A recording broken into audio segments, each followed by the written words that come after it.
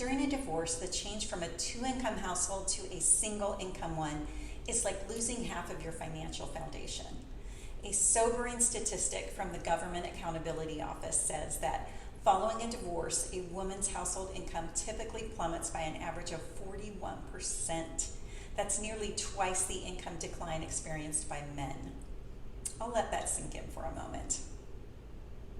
So ladies, during a divorce, and especially before mediation, it's important to speak to a mortgage specialist who can advise you on the steps to take to safeguard your credit score and preserve your home ownership eligibility now and for the future.